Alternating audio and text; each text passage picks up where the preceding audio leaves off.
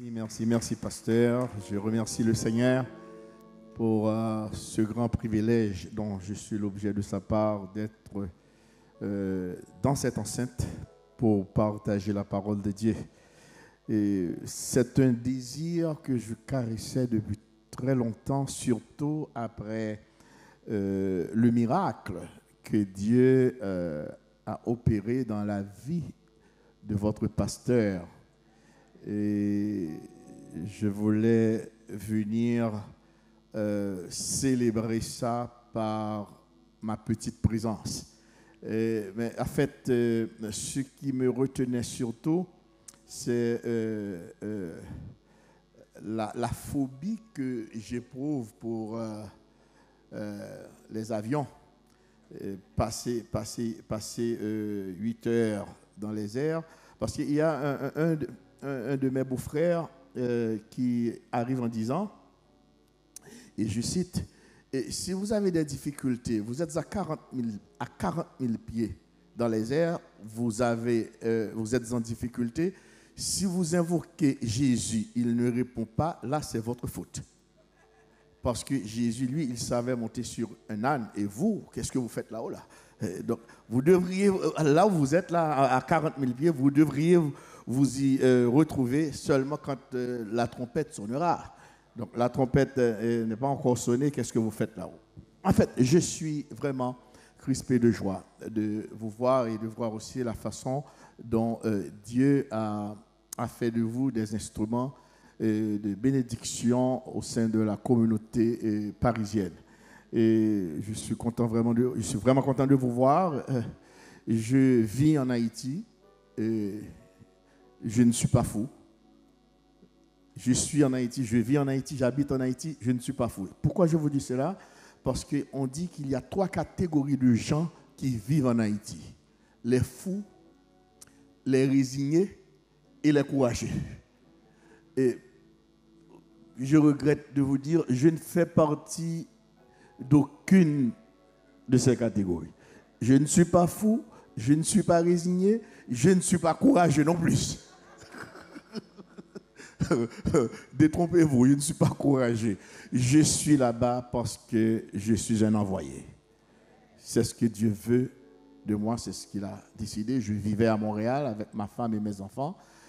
Quand il arrive en me disant, Chenet, l'heure est venue de retourner en Haïti pour construire un ministère. Et il m'a donné la preuve, et il a donné la preuve à tout le monde. Vous pourrez nous suivre en ligne sur Facebook ou YouTube. C'est Église Temple Évangélique de Golgotha, Église Temple Évangélique de Golgotha. Et vous allez pouvoir suivre nos services avec nous. D'ailleurs, cet après-midi, à partir de 2h, 2h30, vous allez pouvoir le faire. Donc, je suis vraiment content d'être avec vous. Et je suis aussi, d'autant plus, je dirais, je suis beaucoup plus heureux, content, joyeux de pouvoir me séparer un peu d'Haïti pendant un petit temps. Parce que se retrouver en dehors d'Haïti pour quelques semaines, c'est une très bonne chose. Respirer un autre air autre que l'air haïtien, c'est une très bonne chose. Mais je retournerai dans 15 jours, dans 2 semaines, j'y retournerai parce que c'est là que Dieu m'a placé. J'espère que vous comprenez et j'espère aussi que vous prenez l'engagement de prier pour moi et pour ma femme parce que nous vivons en Haïti. Alors, je suis accompagné de ma femme et je voudrais qu'elle passe, qu'elle me rejoigne pour pouvoir vous saluer avant d'entrer dans la prédication de l'Évangile.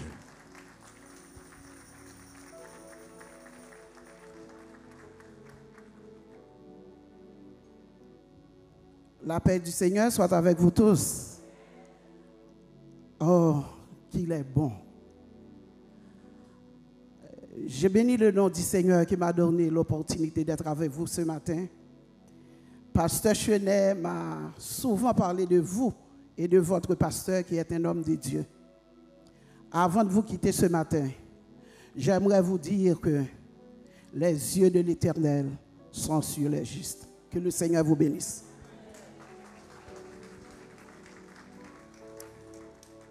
J'ai 3 enfants. Les 2 plus âgés sont mariés. Et il y a la cadette qui, à mon avis, c'est ce que je sais. Et je ne sais pas si c'est vrai. Jusqu'à présent, qui n'a pas encore eu, qui n'a jamais eu de petite amie. Et il y a 2 choses qui l'intéressent, d'après ce qu'elle me dit, l'évangile et l'école. Donc, elle a terminé l'université. Ça fait longtemps qu'elle travaille. Je dis maintenant, il faudrait remplacer l'école par quelque chose d'autre, par un homme.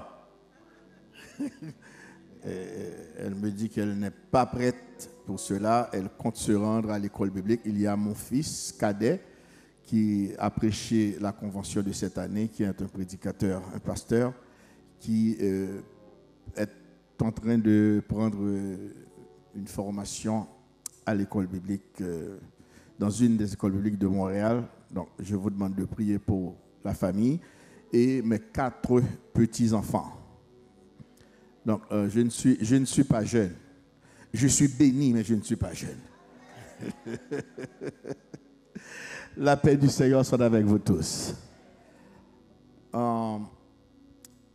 Je voudrais vous demander de vous lever pour faire cette lecture que nous trouvons dans Philippiens chapitre 2, les versets 5 à 11.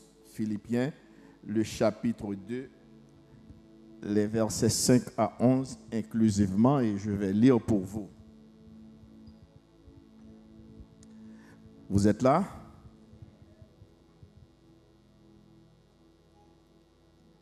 Ayez en vous les sentiments qui étaient en Jésus-Christ,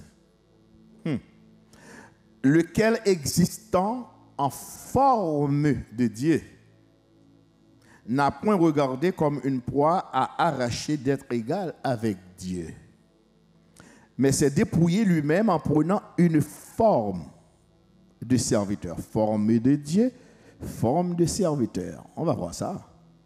En devenant semblable aux hommes et ayant paru comme un simple homme, il s'est humilié lui-même. Personne n'a pu le faire. Lui-même, il a choisi de le faire. Se rendant obéissant jusqu'à la mort, même jusqu'à la mort de la croix. C'est pourquoi aussi Dieu l'a souverainement élevé après l'humilité. C'est l'élévation. C'est pourquoi aussi Dieu l'a souverainement élevé. Quelle belle leçon. Et lui a donné le nom qui est au-dessus de tout nom, afin qu'au nom de Jésus, tout genou fléchisse dans les cieux, sur la terre et sous la terre, et que toute langue confesse que Jésus-Christ est Seigneur, que toute langue, excusez-moi, c'est une lecture que je suis en train de faire. Donc, le fait de se prosterner devant Dieu ne veut pas dire grand-chose si le motif n'est pas bon. À la gloire de Dieu le Père. Merci, mettez-vous. Seigneur, merci. Et nous t'avions prié, nous avions chanté des cantiques. Nous t'avions offert notre adoration et tu les as agréés. Nous t'en sommes infiniment reconnaissants. Maintenant, le moment est venu où nous allons délivrer le message que tu nous as confié. Accorde-nous la grâce de pouvoir le faire en toute sérénité. Prends possession de cette salle, prends possession de chaque être, prends possession de chaque âme, de chaque cœur, et que tout un chacun ici présent puisse quitter cette enceinte avec la conviction que tu as été avec nous et que tu nous as bénis. Nous te prions non à cause de nos œuvres méritoires, puisque nous n'en avons pas, mais nous te prions au nom et par les mérites de Jésus-Christ, ton Fils, parce que c'est lui qui vit et qui règne dans tous les siècles des siècles. Amen. Je vous dis, la paix du Seigneur soit avec vous tous. L'humilité et l'élévation de Jésus-Christ. L'humilité, je pourrais remplacer l'humilité par un autre substantif qui est un petit peu plus enrobé de plus de subjectivité, mais ce n'est pas le cas. Je pourrais le remplacer par l'humiliation.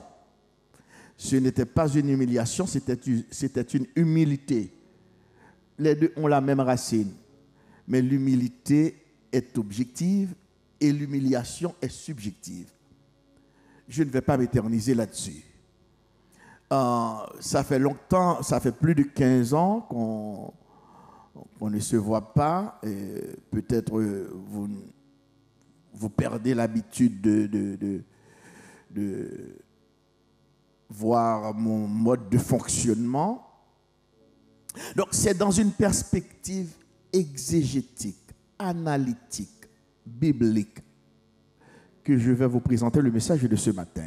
Donc, vous gardez vos Bibles ouvertes. La paix de Dieu soit avec vous tous. Donc, l'objectif de mon sermon de ce matin est de démontrer que le caractère chrétien, la personnalité chrétienne, la force de caractère, la conviction chrétienne ne se développe pas en ayant Christ devant soi, en ayant Christ avec soi, en parlant de Christ. Toutes ces trois choses sont bonnes. Mais le caractère chrétien, la conviction chrétienne se développe en ayant Christ en soi, à l'intérieur même de soi. Et c'est ce modèle qu'il nous a présenté, c'est cet exemple qu'il nous a présenté, de passer par l'étable avant de gravir, avant d'attendre l'enceinte céleste. Donc pour connaître Christ, il faut passer par l'étable. Pour connaître Christ, il faut savoir s'humilier, il faut savoir s'abaisser. La paix du Seigneur soit avec vous tous. Et nous allons voir les réalités catégorielles qui sont liées à cette initiative entreprise par le Christ, par notre Christ, en s'humiliant, en choisissant. Il aurait pu venir sur la terre pour mourir, mais sans passer par ce schéma d'humilité. Et l'objectif aurait été atteint. Il aurait pu venir tout simplement et voilà, accepter d'être crucifié sur la croix. Nous aurions eu la vie éternelle. Mais Christ est-il mort? Christ est-il venu seulement pour nous donner la vie éternelle? Ou bien Christ est venu rétablir la relation qui avait été brouillée? J'aimerais entendre cet amen encore une fois.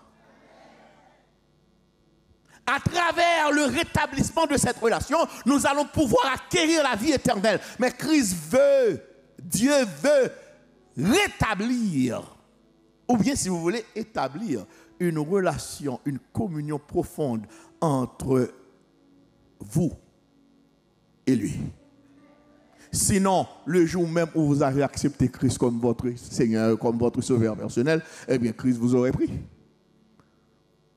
Christ vous aurait pris automatiquement. Parce que c'est pour la vie éternelle. C'est pour aller au ciel que vous vous convertissez, que vous acceptez Christ comme votre Seigneur et Sauveur personnel. Non, avant le son de la trompette, avant que Christ revienne, il est important pour lui que nous ayons une relation. C'est pourquoi même après sa résurrection, il a passé 40 jours parce qu'il devait être convaincu. Il voulait avoir la conviction que ses disciples comprenaient l'essence de sa mission, de sa venue. Et c'est ce qui nous échappe et qui nous empêche d'avoir une communion sérieuse avec nos frères et sœurs, dans l'amour, dans le respect, et même d'avoir une communion sérieuse avec Dieu, car nous ne pouvons pas avoir une communion solide avec Dieu si nous ne nous engageons pas à avoir une relation profonde, sérieuse avec nos frères et sœurs. Est-ce que je peux vous prêcher ce matin? Et ce que nous allons voir est le suivant. Christ est notre modèle d'humilité. tous ceux et toutes celles qui veulent suivre Christ doivent connaître un brin d'humilité dans sa vie. Que vous le vouliez ou non, vous allez devoir vous abaisser pour pouvoir vous élever. Bon, en fait, excusez-moi, vous allez devoir vous abaisser pour pouvoir être. Car ce n'est pas à vous. N'importe qui peut vous abaisser. Mais si vous décidez vous-même de vous abaisser, ce n'est pas à vous de vous élever. Christ vous élèvera.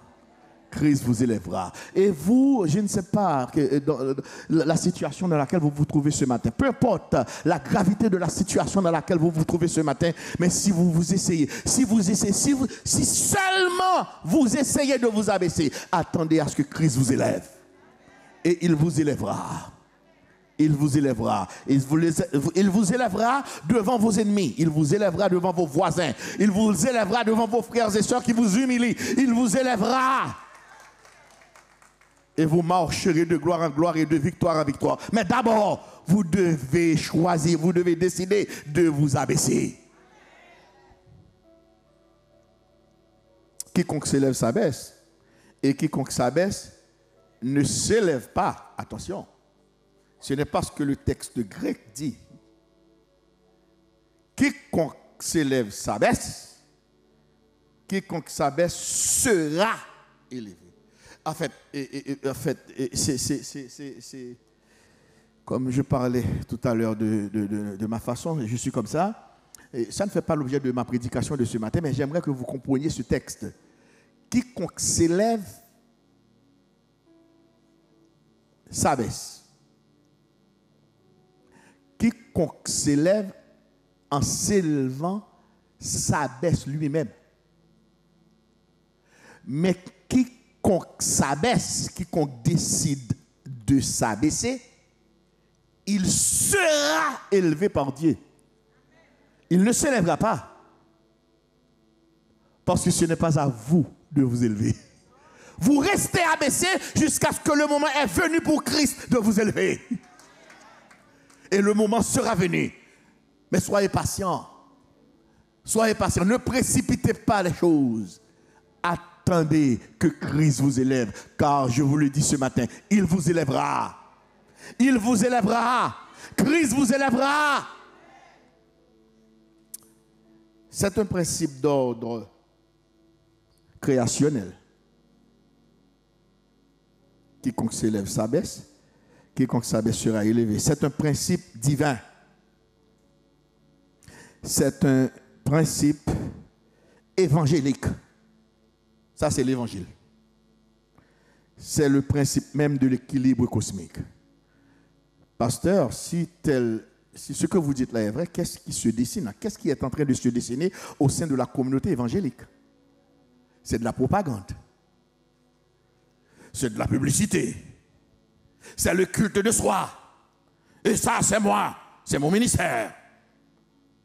Ça, c'est ma vie. C'est mon témoignage. Des témoignages qui sont façonnés de toutes pièces. Qui sont fabriqués de toutes pièces. Non pour faire élever Christ, non pour faire paraître Christ, mais pour faire paraître celui qui donne le témoignage. Quelqu'un qui témoigne qui n'est pas vraiment témoin. C'est un farceur. C'est un menteur. Il témoigne, mais il n'est pas témoin.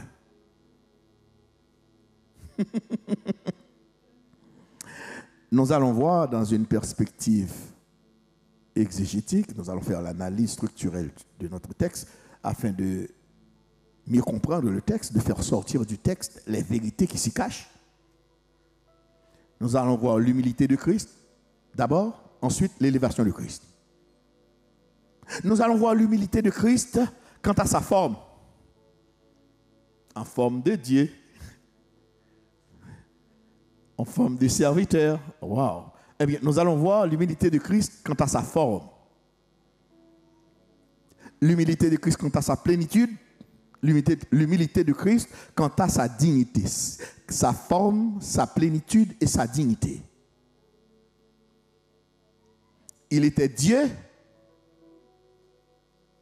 Il est le plérum. Il est digne de toute louange, de toute gloire. Il a accepté de s'abaisser. C'est ce que nous allons voir. Vous et moi, excusez-moi, si ce sont des injures, je vous demande de me pardonner. Mais vous et moi, nous ne sommes rien du tout et nous voulons nous élever. Nous nous prenons pour quelque chose. Christ était quelque chose et il a décidé de n'être rien pour pouvoir être élevé par son Père. Quel bel exemple. Est-ce qu'il y a quelqu'un qui dit Alléluia? Est-ce qu'il y a quelqu'un qui dit Amen? Eh oui, et ensuite nous verrons l'élévation de Christ par rapport quant à son nom. L'élévation de Christ quant à son nom. Alors son nom va être élevé. C'est pourquoi l'élévation de Christ quant à son autorité. Tout genou. Nous allons voir ça en détail. Et l'élévation de Christ quant à son honneur. Je suis l'Éternel, c'est là mon nom. Je ne donnerai pas ma gloire à un autre, ni mon honneur aux idoles. N'importe qui faisant partie de la communauté protestante là, et qui essaye de s'accaparer de la gloire de Dieu, il le paiera certainement et il le paiera cher. N'importe qui. Qu'il soit un simple serviteur, qu'il soit bishop. La paix de Dieu soit avec vous tous. L'humilité de Christ quant à sa forme. Les versets 5 et 6 nous disent « Ayez en vous les sentiments qui étaient en Jésus-Christ, lequel existant en forme de Dieu. » Ça, il n'y a pas de doute. Il est Dieu. N'a point regardé comme une proie à arracher d'être égal avec Dieu. La paix de Dieu soit avec vous tous. Ses attributs divins depuis l'éternité. Christ est Dieu, il a toujours été Dieu, d'éternité en éternité, il est Dieu. Mais il accepta des limitations à ses attributs divins en devenant un simple homme. Contrairement à Adam et Ève. C'est exactement le contraire qui s'était produit dans le jardin d'Éden. Vous ne comprenez pas? Mais le jardin d'Éden était rempli de fruits. Ève n'avait pas faim. Adam n'avait pas faim. Qu'est-ce que vous ne comprenez pas là? Et c'est grave ce qu'ils ont fait. Car effectivement, justement, Ève va se laisser attirer par cette tentation, par cette convoitise, quand le diable arrive en lui disant, Dieu sait, le jour où tu en mangeras, tu deviendras Dieu, comme lui. Fini les ordres, tu ne prendras plus d'ordre de lui. Toi aussi, tu donneras des ordres. Ève a dit, Ève s'est dit en lui-même, il a voulu me cacher ce secret. Le fait de vouloir prendre la place de quelqu'un d'autre, c'est diabolique. Le fait de vouloir prendre la place de quelqu'un d'autre, c'est diabolique. Vous ne savez pas, vous ne connaissez pas les chemins par lesquels Dieu est passé par cet homme pour atteindre son paroxysme. Vous ne pouvez pas lui en vouloir. La paix de Dieu soit avec vous tous. Attendez votre tour. Sinon, vous allez devenir démoniaque comme Ève. Vous allez être errant. La paix de Dieu soit avec vous. La paix de Dieu soit avec vous. Oui, il dit avant qu'Abraham fût, je suis. Il dit je suis dans le Père et le Père est en moi. Il est le principe même de la création. Nul n'est monté au ciel si ce n'est celui qui est descendu. Donc Jésus même, Jésus, il est l'alpha et l'oméga, le premier et le dernier, le commencement et la fin. Celui qui était, qui est et qui vient. Cependant, il s'est fait appeler le fils du charpentier, l'homme de Nazareth, l'Israélite. Il a la forme de Dieu, mais il s'est humilié jusqu'à prendre une forme de serviteur. C'est l'exemple que vous devez suivre. C'est l'exemple que nous devons suivre. L'humilité de Christ quant à sa plénitude. Verset 7. Mais s'est dépouillé lui-même en prenant une forme de serviteur, en devenant semblable aux hommes. Waouh! Non seulement il s'est dépouillé quant à sa forme divine, mais il a pris une forme de serviteur, pas n'importe quel homme. Bon, il aurait pu prendre la forme de Pharaon. Il aurait pu prendre la forme de César. Vous êtes là? Il aurait pu prendre la forme de Joe Biden. Il aurait pu prendre la forme d'un président puissant, d'un roi puissant. Il a pris la forme de serviteur. Waouh! Un simple homme. Pas n'importe quel homme. Ah ben là, les prédicateurs qui disent le contraire, je ne sais pas quelle Bible qu'ils ont. Et moi, je lis dans la Bible, il n'avait ni beauté, ni éclat pour attirer les regards. Je ne vous choque pas? Il n'avait ni beauté, ni éclat. Vous pouvez, arrangez-vous pour que vous soyez beau, pour que vous soyez belle. Mais faites attention. Parce qu'à chaque fois qu'on met l'emphase sur la beauté de quelqu'un dans la Bible, un malheur lui arrive. Je reste là. Pas de commérage, pas de chuchotage. Je reste dans mon message, je reste dans mon sermon. Mais je vous le répète, à chaque fois qu'on met l'emphase sur la beauté physique de quelqu'un, il y a un malheur qui lui arrive. Donc, cette façon de comprendre l'évangile, de pratiquer l'évangile, cela me révolte. La façon dont la communauté évangélique haïtienne surtout, et qui est le résultat, l'image de ce qui est en train de se dessiner aux États-Unis, la bête qui sort de la mer. Je laisse tomber. Pasteur, vous feriez mieux de prêcher, de rester dans votre sermon pour ne pas avoir de problème. Il s'est dépouillé de ses attributs divins et non de sa déité. Et non de sa déité. Waouh! Il s'est dépouillé de ses attributs divins, mais il n'a jamais cessé d'être Dieu. Attention. Quand on le giflait, on giflait Dieu. Quand on le crucifiait, on crucifiait Dieu. Il n'a jamais cessé d'être Dieu. Jamais. Il ne saurait l'être non plus. Ah. Oui, non de sa déité qui est son caractère et non son essence. Et son essence, excusez-moi, qui est son caractère et son essence divin. Il n'a jamais cessé d'être Dieu pour le redevenir par la suite. Il est devenu homme et serviteur tout en gardant son essence divine. Ce que vous êtes, écoutez, si vous vous abaissez, ce que vous êtes, vous resterez ce que vous êtes. Vous demeurerez ce que vous êtes. Ah, à ce qu'il paraît, vous ne comprenez pas ce que je vous dis. Si vous servez quelqu'un, si vous faites preuve d'humilité, si vous faites preuve de sagesse, si vous faites preuve d'amour, si vous faites preuve de respect à l'endroit de vos camarades, de votre prochain, vous resterez toujours la même personne. Au contraire, vous êtes en train de semer pour que vous soyez élevés. L'humilité de Christ quant à sa dignité. Verset 8, il s'est humilié lui-même en faisant preuve d'obéissance jusqu'à la mort, même jusqu'à la mort de la croix. Il s'est humilié lui-même en faisant preuve d'obéissance jusqu'à la mort, même jusqu'à la mort de la croix. Donc la profondeur de son abaissement était son obéissance volontaire. Je reprends. La profondeur de l'abaissement de Christ était son obéissance volontaire face à la mort par la crucifixion. Dieu sur la croix.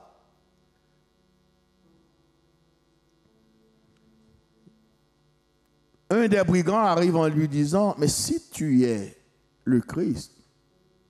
Sauve-toi toi-même, descends de cette croix et sauve-nous aussi. Sauve-toi toi-même et sauve-nous. Il était sur la croix en train de gémir, en train de vider de son sang.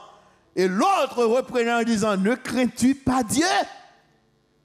Sur la croix, pendant qu'on le crucifiait, il était Dieu. Il était Dieu. Dieu est toujours sur son trône.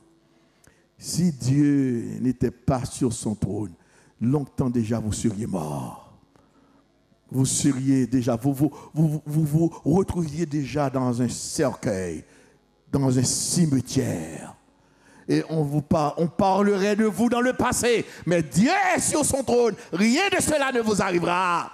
Et tant aussi longtemps que Dieu est sur son trône, on ne peut rien vous faire. La paix de Dieu soit avec vous tous. On peut vous attrister. On peut peut-être enlever une partie de votre sommeil. On peut peut-être vous enlever l'appétit. Mais on ne peut pas se débarrasser de vous. Car Dieu est sur son trône. On ne peut pas vous massacrer. On ne peut pas vous tuer. Et si le diable pouvait, il l'aurait déjà fait.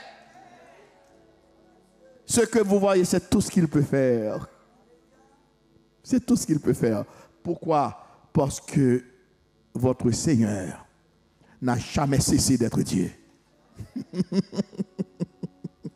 Est-ce qu'on applaudit le ciel, hein?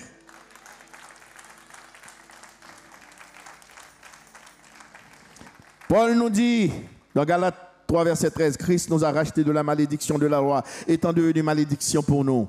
Il est écrit maudit et quiconque est pendu au bois. On a enlevé ses vêtements, on l'a déshabillé sur la croix. Donc Dieu habille l'homme dans le jardin d'Éden, mais l'homme déshabille Dieu sur la croix. Donc son dépouillement de sa plénitude lui a prévalu ce qui suit. Apocalypse 5, versets 1 et 2. Puis je vis dans la main droite de celui qui était assis sur le trône un livre écrit et en dedans et en dehors, scellé de 7 sceaux. Et je vis un ange puissant qui criait d'une voix forte, qui est digne d'ouvrir le livre et d'en rompre les sceaux. Donc, il s'est dépouillé quant à sa dignité. Quand il eut pris le livre, verset 8, les 4 êtres vivants et les 24 vieillards se prosternèrent devant l'agneau, tenant chacun une harpe et des coupes d'or remplies de parfums qui sont des prières des saints. Et ils chantaient un cantique nouveau en disant, tu es digne de prendre le livre et d'en ouvrir les sceaux, car tu as été immolé et tu as racheté pour Dieu par ton sang des hommes de toute tribu, de toute langue, de tout peuple, de toute nation, et tu as fait d'eux un royaume des sacrificateurs. Je ne vais pas rester là-dessus, mais je suis tenté de le faire, je ne sais pas. Dieu a fait de nous des sacrificateurs. Mais pourquoi certains pasteurs se prennent pour des souverains sacrificateurs? Nous sommes tous des sacrificateurs. La seule différence, c'est que moi, je suis votre prédicateur ce matin.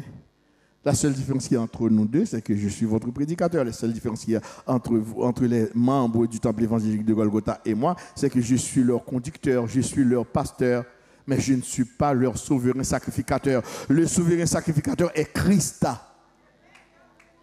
Et il n'y a pas de sacrificateur plus important que d'autres.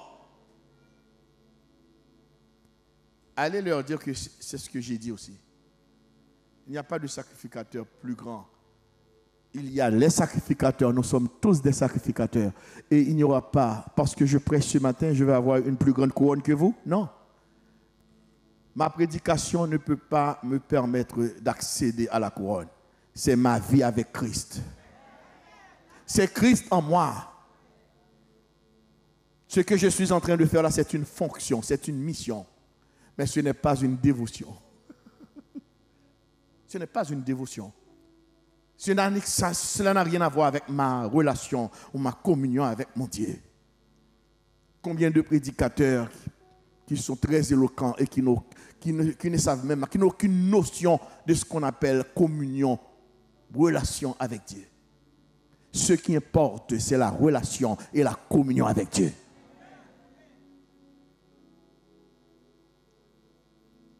Si vous devez oublier tout ce que je vous dis ce matin, n'oubliez pas ceci. Ce qui est important, c'est d'avoir une relation et une communion avec Dieu. La relation est initiée par Dieu. Il est là, il veut avoir une bonne relation avec vous tous. Et la communion est initiée par vous. Donc vous devez avoir les deux avec lui. Vous acceptez, par la communion, vous acceptez la relation que Dieu vous a offerte. Par la communion, vous acceptez la relation que Dieu vous a offerte. Et quelqu'un qui a une relation profonde avec Dieu peut vous surprendre dans la vie. Passons, puisque l'heure nous fait la guerre, passons à l'élévation de Christ. Le deuxième et le dernier point. Je ne sais pas si l'heure est bonne. Il est bien 11h22, c'est ça? C'est bien ça? Donc, je peux continuer à prêcher? Oh, gloire à Dieu. Je suis heureux de l'entendre. Je commence par vieillir. Je savais prêcher. Mes sermons étaient très longs autrefois, mais depuis quelque temps, l'âge amène la raison. Et puis, il y a moins d'énergie aussi. L'élévation de Christ quant à son nom, l'élévation de Christ quant à son autorité, l'élévation de Christ quant à son honneur. Et je vous prie de me prêter toute votre attention. L'élévation de Christ quant à son nom. L'humilité de Christ l'amena à sa gloire quant à son nom. Ah ouais. Verset 9. C'est pourquoi aussi Dieu l'a souverainement élevé. Qui dit Amen? Est-ce qu'il y a quelqu'un qui dit Amen? C'est pourquoi aussi Dieu, c'est pourquoi aussi. L'élévation de Christ est le résultat de son humilité. Quiconque s'abaisse sera un jour élevé. Et élevé de façon surprenante. Oui, vous serez élevé. C'est pourquoi aussi Dieu l'a souverainement élevé et lui a donné le nom qui est au-dessus de tout nom. Ah.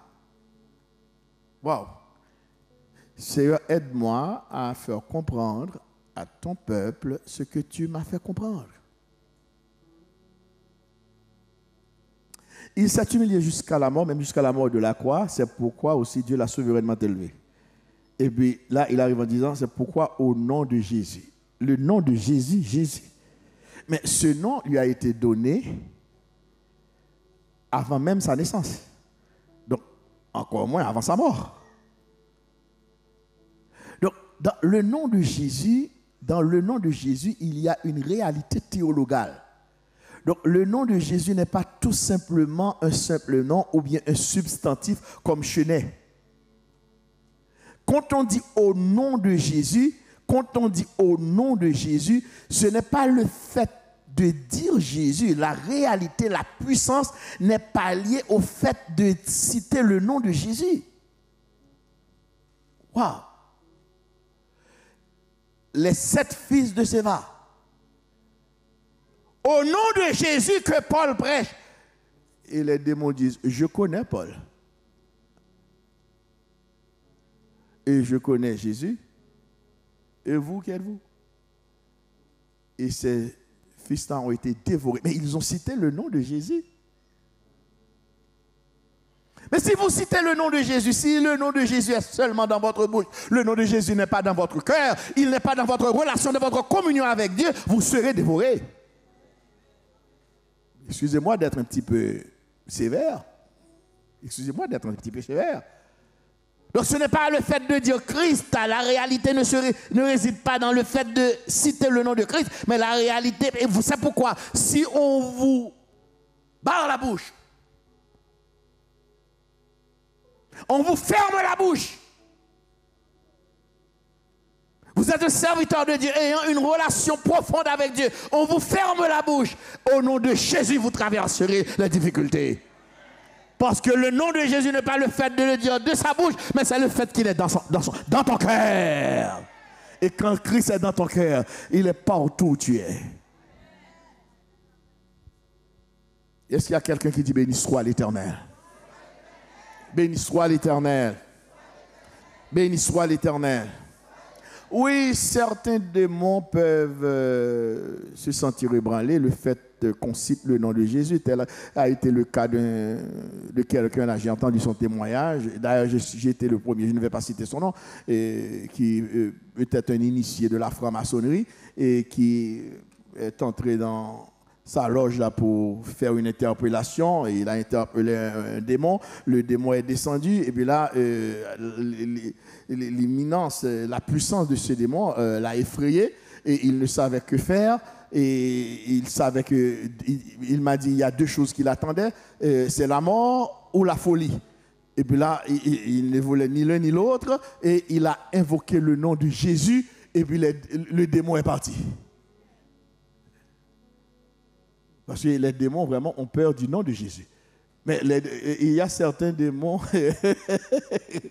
C'est pourquoi Jésus dit, c'est par le jeûne et la... Il y a certains démons, c'est par le jeûne et la prière qu'il faut les chasser. Vous croyez que Dieu existe? Le diable aussi. Et il tremble. C'est ce que la Bible dit. Vous croyez que... Nous allons voir ça. Allons-y. Donc, le nom de Jésus venant de l'hébreu Yeshua, qui est une forme tardive de Yeshua, ou Joshua, c'est-à-dire Josué. Le nom Josué, c'est Jésus, la même racine, signifiant l'Éternel est salut. Donc, Jésus est le nom personnel du Sauveur, et Christ, son titre, dérivé de l'hébreu Messiah ou du grec Christos, qui signifie loin. Le Messie. Vous me suivez? Donc, celui qui invoquera le nom du Seigneur sera sauvé. C'est ce que dit la Bible. Celui qui invoquera le nom du Seigneur. Mais ce même texte dit, comment invoquera-t-il le nom du Seigneur s'ils n'ont jamais entendu parler de Christ? S'ils n'ont jamais entendu parler du nom du Seigneur, comment entendront-ils parler si personne ne leur en a parlé? Vous êtes là? Jean 14, verset 13, « Et tout ce que vous demanderez en mon nom, je le ferai afin que le Père soit glorifié dans le Fils. » Donc, le nom de Jésus, c'est la réalité christique. C'est une réalité christique. Le nom de Jésus, je vous dis, c'est une réalité, une puissance christique. Une puissance qui est liée à Christ. Pierre dit au boiteux qui demandait l'aumône devant le temple, « Je n'ai ni argent ni or, mais ce que j'ai, je te le donne au nom de Jésus de Nazareth. Lève-toi et marche. » Parce que Jésus de Nazareth était dans le cœur de Pierre et de Jean. Qui dit Amen?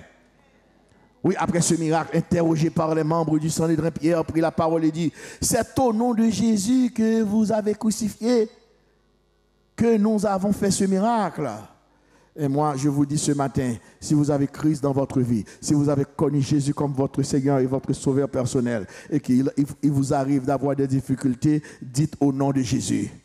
Si vous êtes malade, dites au nom de Jésus. Imposez les mains aux malades, dites au nom de Jésus. Vos enfants, votre fils, votre fille est malade, imposez-lui les mains, dites-lui au nom de Jésus. Vous êtes bloqué, vous ne savez que faire, dites au nom de Jésus. Les portes sont fermées. Dites au nom de Jésus et elles s'ouvriront. Vous vous sentez lié, embarrassé.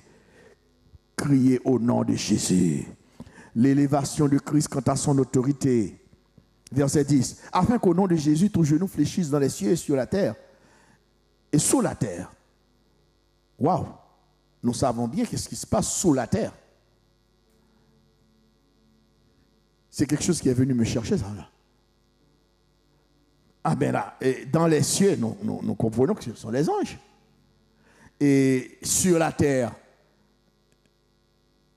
vous dites ce sont les chrétiens? Non, ce ne sont pas les chrétiens seulement, les hommes. Les hommes, les chrétiens inclus. Attention. Et sous la terre, il n'y a personne sous la terre. Ce sont des démons qui sont sous la terre. Ce sont des démons. Ça mérite d'être analysé. La paix de Dieu soit avec vous tous.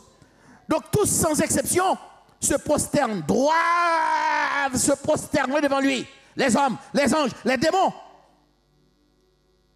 Même le diable. Jésus-Christ eut à dire au diable dans Jean chapitre 4, « Tu adoreras le Seigneur ton Dieu et tu le serviras à lui seul. » Les hommes se prosternent devant Dieu. Ils sont nombreux des hommes qui se prosternent devant Dieu et qui n'ont rien à voir avec Dieu. Ils se prosternent devant Dieu par présomption. Par présomption.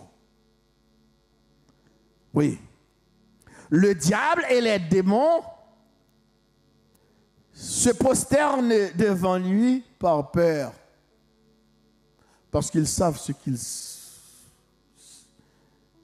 qui les attend. Ils le savent. Mais les chrétiens se prosternent devant lui pour l'adorer. Il y a une différence. Nous, les chrétiens, nous nous prosternons devant notre Dieu pour l'adorer. L'adorer pourquoi? L'adorer pour ce qu'il est. L'adorer pour ce qu'il a fait. Pour ce qu'il a fait pour nous et pour ce qu'il a fait dans le monde. De même que Moïse éleva le serpent dans le désert, il faut de même que le Fils de l'homme soit élevé, afin que quiconque croit en lui ne périsse point, mais qu'il ait la vie éternelle. L'élévation de Christ quant à son honneur, verset 11, et que toute langue confesse, et que toute langue confesse, et que toute langue confesse que Jésus-Christ est Seigneur, à la gloire de Dieu le Père. Oui, je suis l'Éternel, c'est là mon nom, je ne donnerai pas ma gloire à un autre, ni mon honneur aux idoles.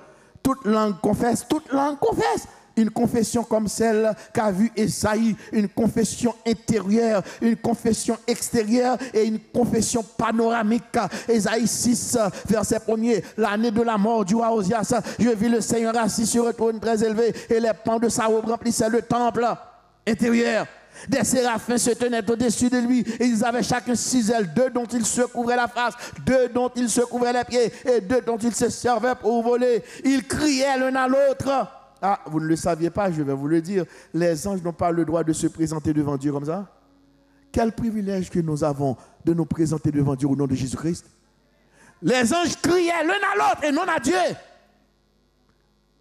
La magnificence de Dieu, la gloire de Dieu ne permettait pas à quelqu'un qui n'est pas racheté, car les anges ne sont pas rachetés. Vous avez accès auprès de Dieu, vous avez accès auprès du trône de Dieu si vous passez par Jésus-Christ. Les anges sont là et ils connaissent leurs limites. Ils disaient l'un à l'autre, Saint, Saint, Saint est l'Éternel des armées. Et ils couvraient même leur face d'ailleurs. Ils n'avaient pas le droit de le regarder. Et la Bible dit, je le verrai face à face. Oh, gloire à Dieu. Je le verrai. Ce que nous sommes n'a pas encore été manifesté. Lorsque cela sera manifesté, nous serons semblables à lui, car nous le verrons tel qu'il est. Qui dit Alléluia? Quel privilège! Alléluia! Quelle grâce! Oui, oui. Toute la terre est pleine de sa gloire. Toute la terre est pleine de sa gloire. Une confession panoramique. Les portes furent ébranlées dans leur fondement. Les portes furent ébranlées dans leur fondement. Alors, et l'adoration est sortie. Elle est extérieure. La paix de Dieu soit avec vous tous. Eh bien, laissez-moi terminer pour vous dire que, en termes d'application, les leçons que nous avons à tirer de cet exemple biblique christique, de cet exemple christique, de cet exemple qui nous est offert par Christ. Donc, les leçons sont les suivantes. La première leçon, Christ s'est humilié quant à sa forme pour pouvoir nous élever au rang des grands. Je n'entends rien. Christ s'est abaissé.